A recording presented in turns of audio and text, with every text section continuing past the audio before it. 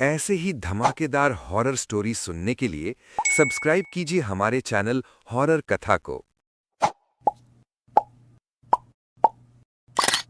सुंदरबन की रात वैसी नहीं होती जैसी शहरों में होती है। यहाँ सन्नाटा आवाज करता है।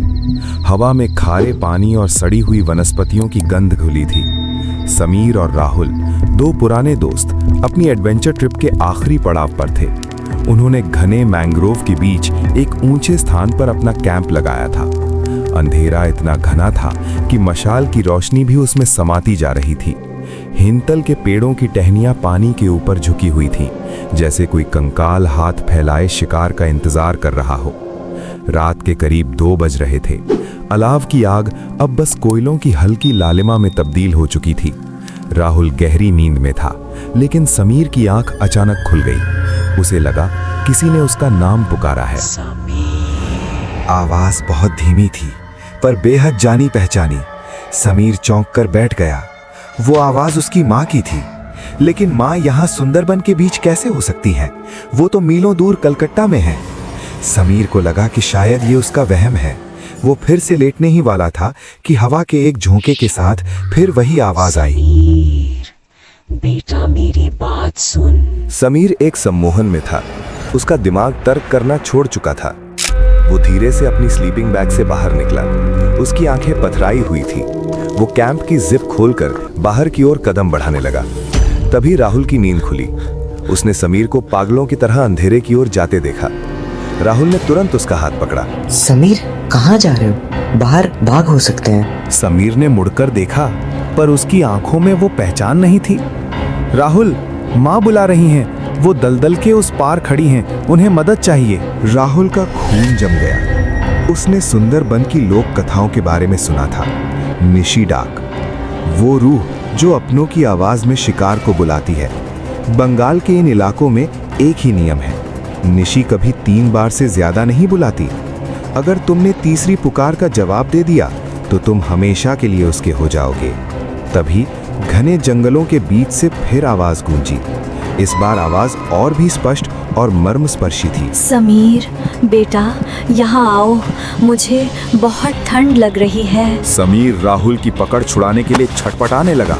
उसकी ताकत सामान्य से कई गुना ज्यादा बढ़ गई थी। छोड़ मुझे राहुल, देख माँ रो रही हैं। राहुल ने अपनी पूरी ताकत लगाकर समीर को जमीन पर पटक दिया और उसका मुंह अपने दोनों हाथों से भींच लिया। समीर, वो तुम्हारी माँ नहीं है, वो निशी है। अगर तुम बोले तो मारे जाओगे। चुप रहो। समीर के गले से एक घुटी हुई चीख निकल रही थी। वो छटपटा रहा था। उसकी उंगलियां मिट्टी में धंस गई थी। चारों तरफ का माहौल अचानक बदल गया। चिड़ियों ने चहकना बंद कर दिया था और हवा में एक अजीब सी सड़ांत फैल गई। अब तीसरी पुकार का समय था। जंगल में एक भारी खामोशी छा गई। फिर कैंप के बिल्कुल पास से, जैसे कोई टेंट के कपड़े के ठीक पीछे खड़ा हो, एक चीख सुनाई दी। ये आवाज अब माँ की नहीं थी, बल्कि समीर की छोटी बहन की थी, जिसकी मृत्यु साल भर पहले हो गई थी। भैया बचा लो, ये मुझे खींच कर ले जा रहा है। भैया जवाब क्यों नहीं देते? समीर के आंखों से आंसू बहने लगे। वो राहुल के हाथों को हटाने के लिए उसे नाखून से खुरचने लगा। राहुल का दर्द असहनीय था, पर उसने पकड़ ढीली नहीं की। उसे पता था कि अगर समीर ने एक शब्द भी बोला तो दलदल उसे निगल जाएगा। अचानक टेंट के बाहर एक लंबी काली परछाई खिड़की के पर्दे पर उभरी। उसके हाथ अमानवीय रूप से लंबे थे और उंगलियां नुकीली। वो धीरे धीरे टेंट के चारों ओर चक्कर काट रही थी, समीर के बोलने का इंतजार कर रही थी। मिनटों का वो संघर्ष घंटों जैसा लगा। राहुल मन ही मन मंत्र बुदबुदा रहा था। अपनी आंखें बंद किए समीर को दबोचे हुए था। धीरे धीरे बाहर की वो काली छाया धुंधली होने लगी। पुकार अब सिसकियों में बदल गई और फिर दूर गहरे जंगल में खो गई। जब सूरज की पहली किरण ने मैंग्रोव की पत्तियों को छुआ, तब जाकर राहुल ने समीर को छोड़ा। समीर निढाल होकर गिर पड़ा। उसका गला सूख चुका था और उसके कपड़े पसीने और कीचड़ से लथपथ थे।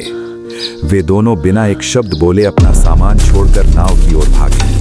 जब वे नाव पर सवार होकर सुरक्षित इलाके की ओर बढ़ रहे थे, समीर ने पीछे मुड़कर उस घने जंगल को देखा। दूर एक पेड़ के पीछे उसे वही लंबी काली आकृति खड़ी दिखी। उसने कोई आवाज नहीं की, पर समीर के कानों में एक फुसफुसाहट गूंजी, अगली बार तुम खुद आओगे। समीर कांप उठा। उसने महसूस किया कि उसकी आवाज अब भी उसके गले में फंसी हुई थी। वो उस दिन के बाद से कभी दोबारा नहीं बोल पाया। उसने निशी की पुकार का जवाब तो नहीं दिया था, पर निशी ने उसकी आवाज चुरा ली थी।